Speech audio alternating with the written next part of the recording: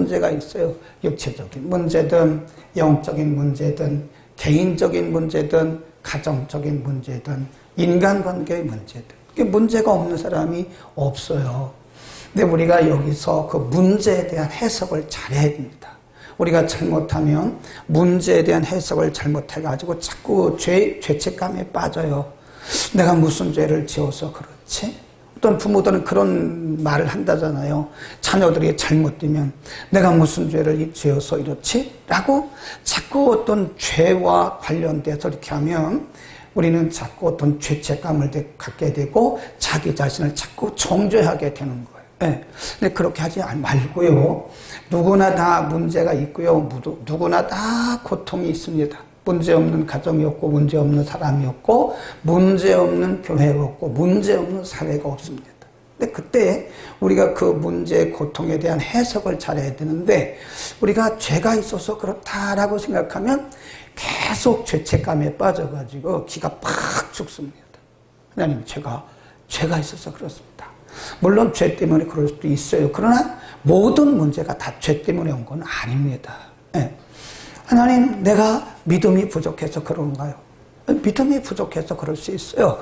그러나 믿음이 부족하다고만 우리가 그 문제를 그 문제의 핵심을, 문제의 초점을 거기에 두면 우리는 계속해서 딴 길로 가게 되는 거예요. 해석을 잘 해줍니다. 우리가 시편을 공부하면서 오늘 시편 91편이 그 문제예요. 우리가 인생의 여정 가운데 고난을 받았을 때, 어떤 위기를 만났을 때, 고통 중에 있을 때, 환난 중에 있을 때 우리가 그 환난과 고통과 문제들을 어떻게 해석할 것인가, 이게 굉장히 중요한 문제거든요. 그래서 우리가 91편을 통해서 우리 인생 여정 가운데 만나는 이런 문제들 하나하나에 대한 뭐를 해야 돼요? 해석을 해야 됩니다. 해석. 그래서 이 해석을 잘못하면 우리는 자꾸 죄책감에 빠지거나 어떤 정죄감에 빠져가지고 하나님을 보는 눈이 자꾸 흐려져요. 네. 자, 오늘 시편의 기자는 그 고난 중에서 어떻게 했느냐? 하나님에 대한 분명한 확신한, 하나님에 대한 확실한 이해가 있었다. 1절입니다. 1절. 앞에만 시작. 지존자의 은밀한 곳에 거하는 자는 거기에서 지존자, 고다 줄긋습니다. 시편의 기자는 하나님을 뭐로 믿고 뭐로 이해를 했느냐, 이게 언더스탠딩이 굉장히 중요한 거예요. 하나님에 대한 이해, 하나님이 누구냐? 하나님은 지존자다. 예, 지존자란 말은 most high, 가장 높으신 분, 가장 위대하신 분, 모든 것을 다 통치하시는 분, 인간의 생사 화복, 한 나라의 흥망성쇠, 이 모든 것들을 다 통치하신 분, 그분이 지존자라는 거예요. 네. 그 다음에 2절로 갑니다. 어떻게 해석을 했는가? 시작. 내가 여호와를 가리켜 말하기를 저는 나의 피난처요, 나의 요새요, 나의 의뢰하는 하나님이다. 하나님이 누구냐? 나의 피난처다, 나의 요새다. 그래요. 우리가 요르단에 가보면요, 이 페트라는 말은 바위란 뜻이에요. 바위, 반석.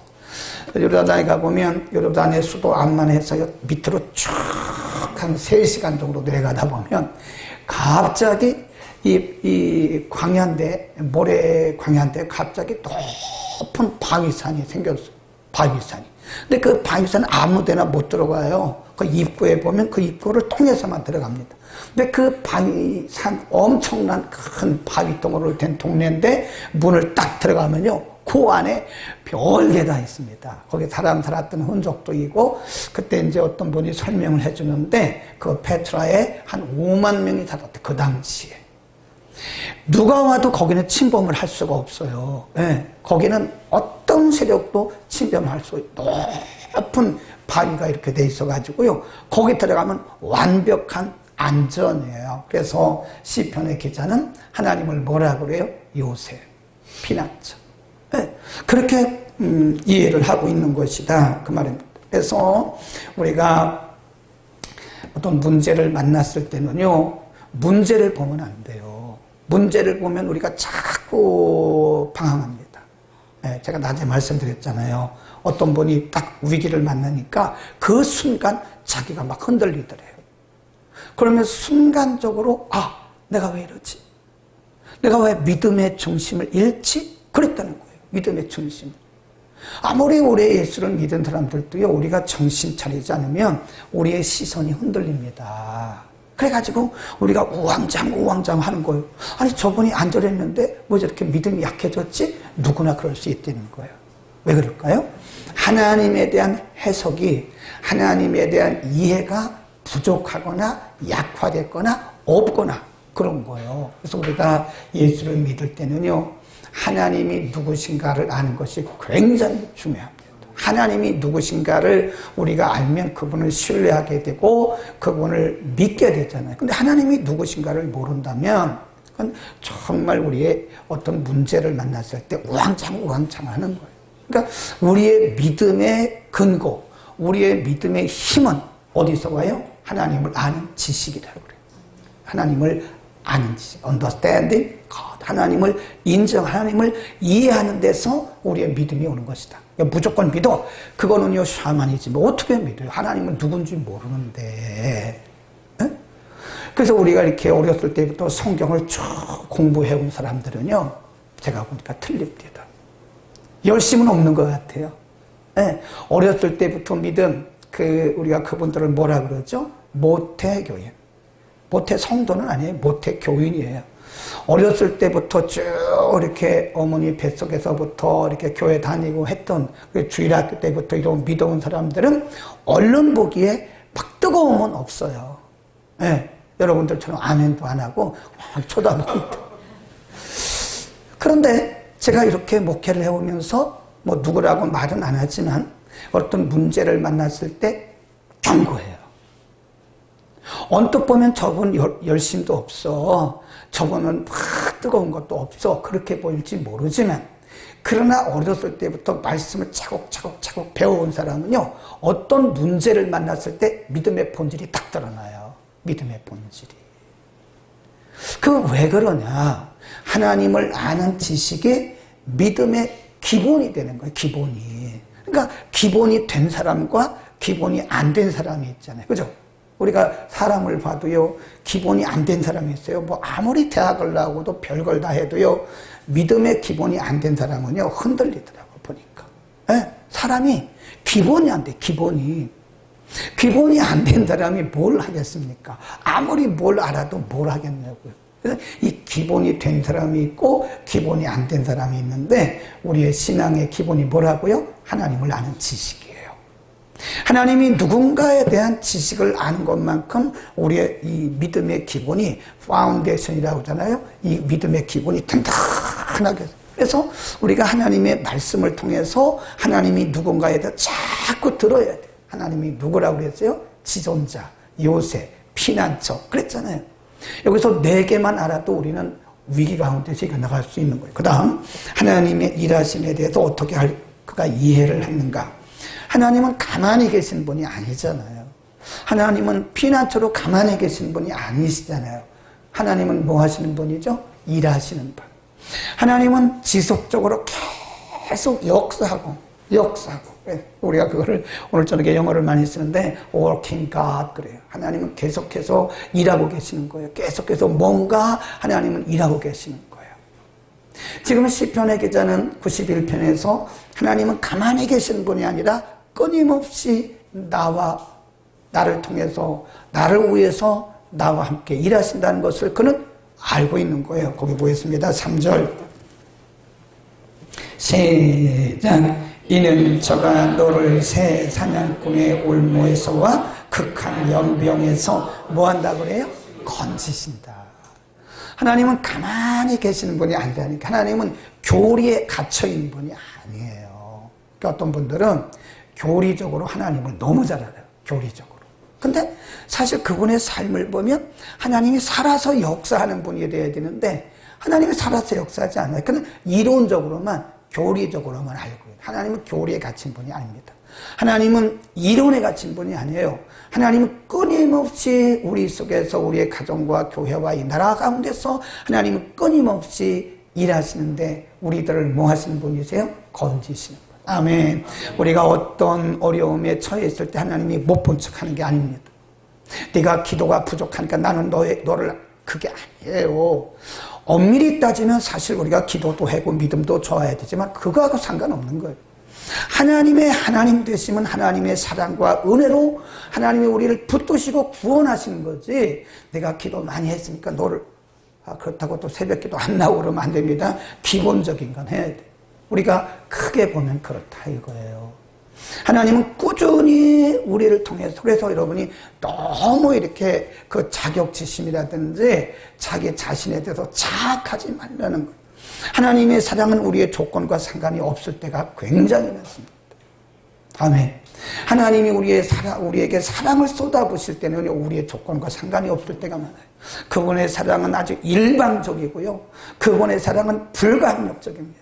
자꾸 우리의 어떤 의의를 드러내려고 하지 마세요. 네. 우리의 의의를 자꾸 드러내다 보면 여러분요, 그 하나님의 어떤 능력이나 은혜보다는 자꾸 자기 의의를 드러내려고 하는 거예요. 그거하고 상관없다니까요. 그건 상급과 관련된 거다. 그 다음에 4절로 갑니다. 하나님은 어떤 분이신가? 시작. 저가 너를 그 깃으로 지리니 내가 그 날개 아래 그의 진실함은 방패와 손방패다.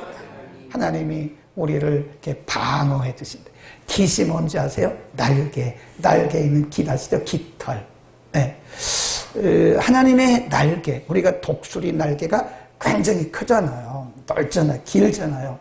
그 독수리 날개 아래 독수리를 이렇게 보호하듯이 하나님께서 하나님의 그 깃으로, 하나님의 그 날개로 우리를 이렇게 덮어주시는 거예요. 여러분 주무실 때요, 하나님의 그 날개를 연상 믿음으로 바라보세요.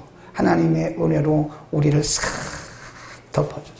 그래서 제가 이제 우리 외국인들에게 오면 저녁에 항상 보내는 메시지가 있어요. Have a good night under his wings.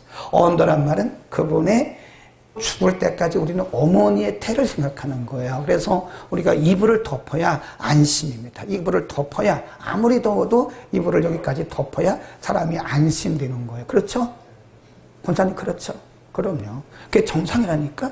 아니라고 한 사람은 이게 문제가 약간 있는 사람인데, 그래서 저는 이제 그런 저녁에 제 경우를 얘기하는 거예요. 그래서 여름 이불을 이렇게 덮어요. 이렇게 덮고 잡니다. 그러면서 제가 뭐라고 제 스스로 믿는가 하면 하나님의 은혜다. 하나님의 은혜의 보자기다. 하나님의 은혜의 이불이다. 그리고 이렇게 덮고 자면 그렇게 편할 수가 없어요. 그러니까 잠이 잘 오는 거예요.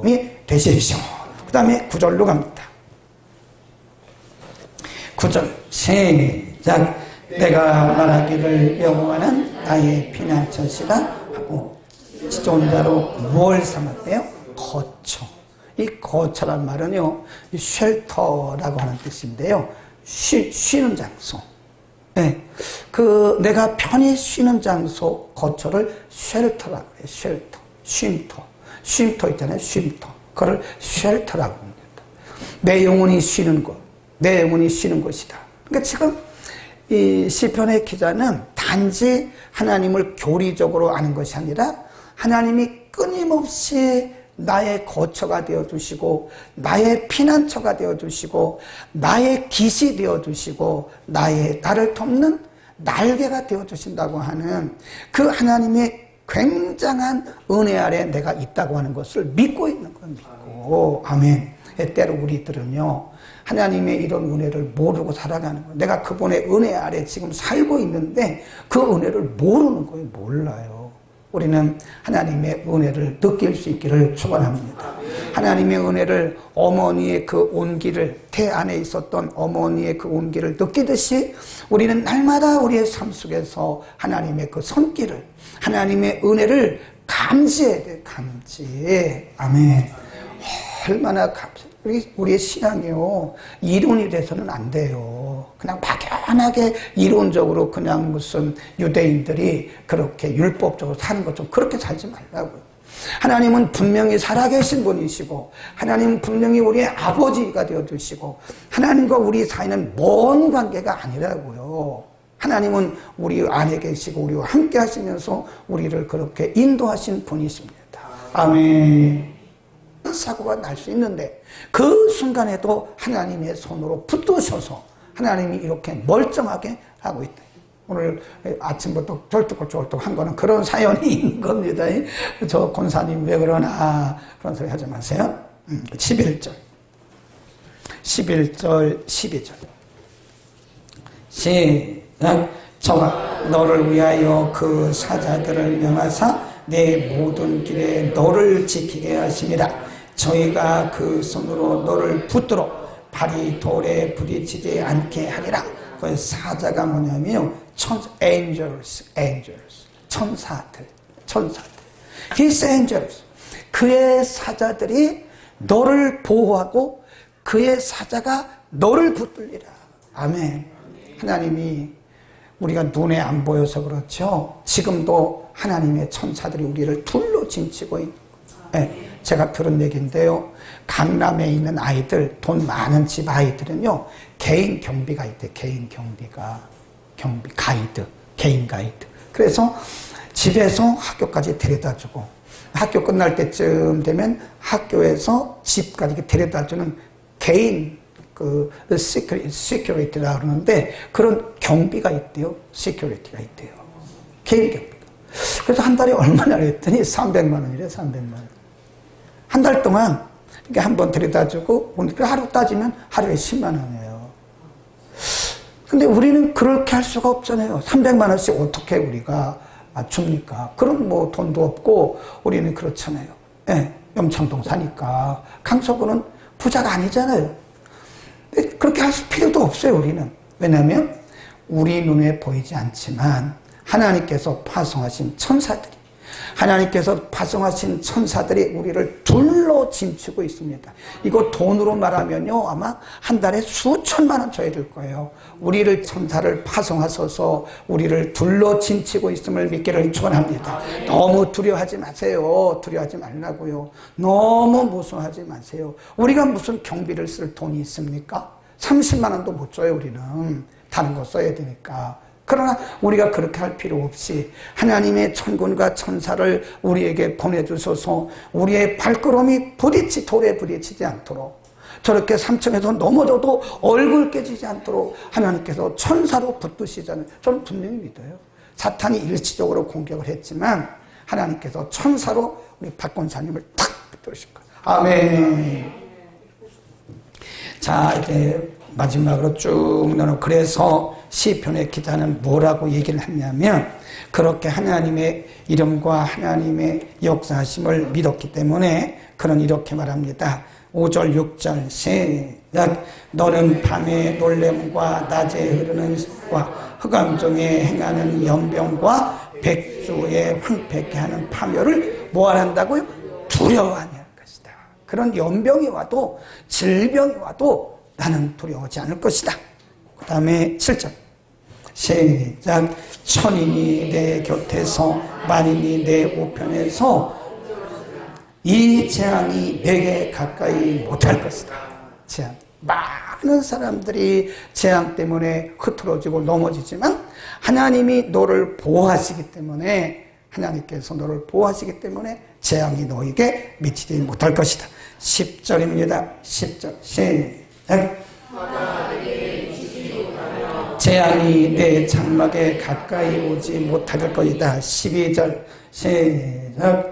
너희가 그 손으로 너를 붙들어 발이 내 부딪히지 않게 할 것이다. 그랬습니다. 15절입니다. 15절 시작. 저가 내게 간구하니 내가 응답하리라. 저희 환난 때에 내가 저와 함께하여 저를 건지고 영화롭게 하리라. 네, 결론이 뭐냐면요, 14절입니다. 14절이 숨겨진 거예요. 숨겨진 거. 거기다 줄을 쫙 그어놓으세요. 우리가 성경을 볼 때는요, 키워드가 있고요, 키 센텐스가 있어요. 키워드는 그 전체 91편 중에 이렇게 숨겨놓은 단어를 말하는 것이고요, 키 센텐스는 그 숨겨놓은 전체 문장 중에서 하나님이 숨겨놓은 절을 말해요. 절. 키 센텐스가 분명히, 이거를 못 찾으면 안 돼요. 우리가 성경을 많이 읽었는데 중요한 단어가 뭔지 잘 몰라. 그리고 성경을 많이 읽었는데 본문에서 우리에게 가르치시려고 하는 중요한 저를 뭔지 못 찾아. 그 비밀이 있거든요. 모든 성경 가운데 숨겨진 비밀이 있어요. 그게 14절입니다. 읽고 마칩니다. 14절 시작. 하나님이 가라사대 저가 나를 사랑한즉 내가 저를 건지리라. 저가 내 이름을 안즉 내가 저를 높이리라. 괄호하고요. 하나님과의 친밀한 교제 써보세요. 하나님과의 친밀한 교제. 하나님과 이렇게 친밀한 교제를 늘 하는 사람들은 하나님이 낯설지 않잖아요. 하나님과 늘 친밀한, 저가 나를 사랑한즉 저가 내가 저를 건지고, 그런 말씀이잖아요. 저가 나를 안즉 내가 저를 알리라. 이 말은 하나님과의 친밀한 관계를 의미하는 거예요. 하나님과 늘 친밀한 관계를 우리가 하면 하나님이 내 안에서 일하신 것이 이렇게 눈으로 보여요. 이렇게 눈으로 보인다. 예? 우리 감지가 된다니까. 감지. 그 어떤 것 하나도 그게 우연이 아니에요. 그 어떤 것 하나도 모두가 다 하나님께서 일하시는, 누구를 위해서? 나를 위해서 일하시는 하나님의 손길이 이렇게 보인다니까. 여러분의 눈이 열리기를 축원합니다. 기도하겠습니다. 걸어가신 우리 아버지.